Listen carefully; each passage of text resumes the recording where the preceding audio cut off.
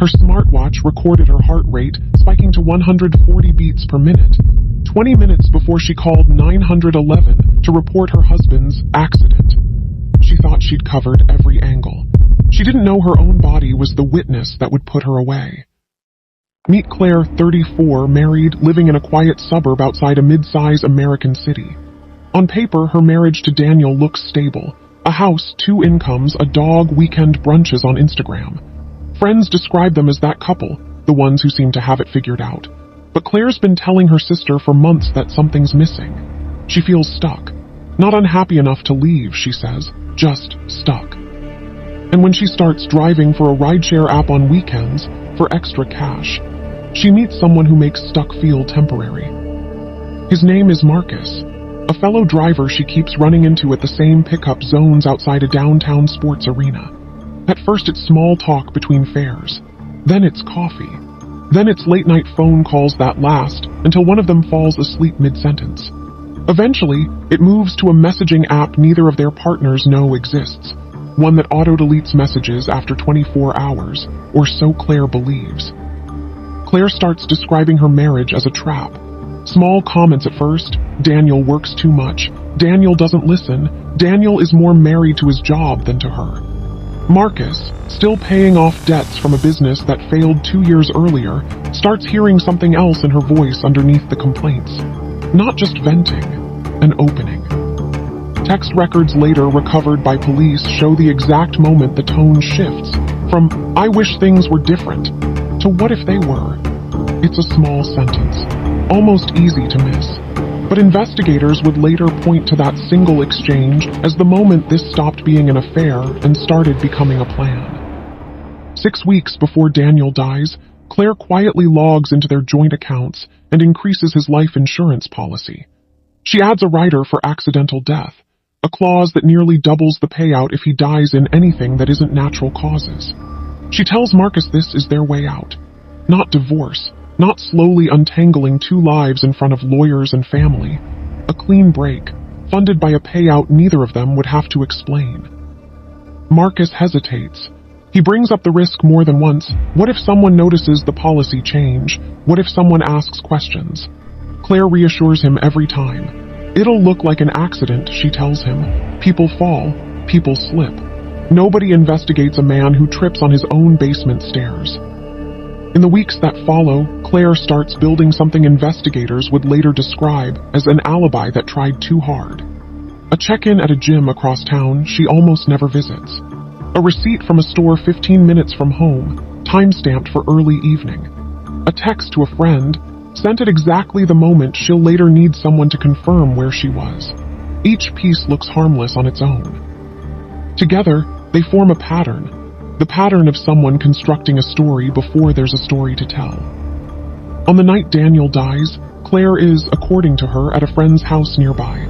What she doesn't think about, what barely crosses her mind, is the smartwatch on her wrist, synced automatically to the cloud, quietly logging her heart rate and her location the entire evening. It's the kind of device she wears to track her sleep and her step count. She's not thinking of it as evidence. She's not thinking of it at all. Across town, a gas station's exterior camera catches a car matching Marcus's, parked near the edge of the frame for several minutes, engine running. He'll later tell police he was 30 miles away that night. The footage will say otherwise. Inside the house, the scene is staged to look like a fall Daniel, alone, tumbling down the basement stairs in the dark. But it doesn't hold up. Forensic review shows the bruising pattern is wrong for a fall of that height and angle. There are marks that suggest force applied before the fall, not from it. And when Claire's 911 call is pulled and timed out second by second, something stands out immediately to the dispatcher who first took it, and later to the detectives who review the recording. The first 90 seconds are strange, measured, almost businesslike.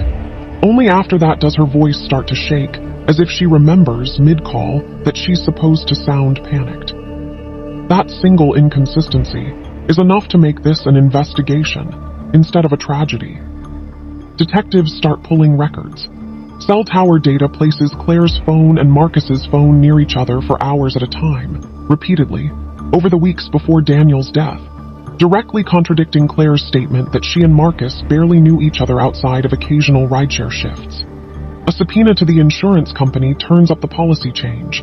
The new rider, the nearly doubled payout, signed 6 weeks before the death it would apply to. And then there's the smartwatch. Cloud-synced health data shows Claire's heart rate spiking to 140 beats per minute at 9:47 p.m.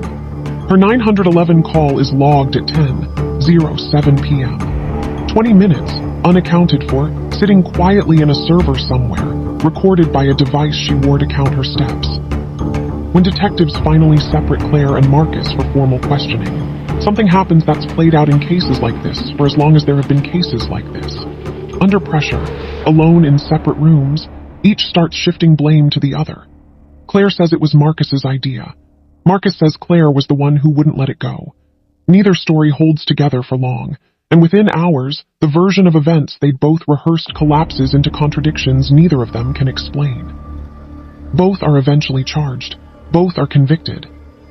The case becomes a local media sensation, not because of anything graphic, but because of how ordinary the people at the center of it seemed.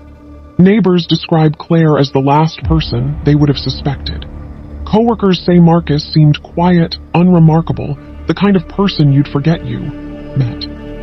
What makes this case spread far beyond the local news, though, isn't a courtroom photograph or a dramatic confession. It's the wearable data. Prosecutors build a significant part of their case around a device that was never meant to testify against anyone.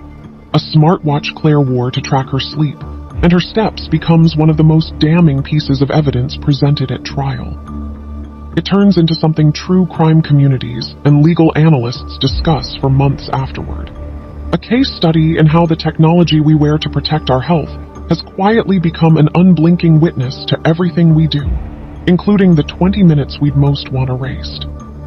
This case isn't really about Claire or Marcus specifically. It's about how thin the line is between, "I wish things were different," and "what if they were?" and how easily that line gets crossed once someone starts believing the story they're telling themselves. It's about how the devices meant to protect us, track our health, keep us safe, remind us to breathe, are quietly documenting everything, including the moments we most want hidden. Every device on you right now is already keeping a record. That's the kind of detail I dig into every week on Psych Files, the psychology behind the crime, and the evidence nobody sees coming.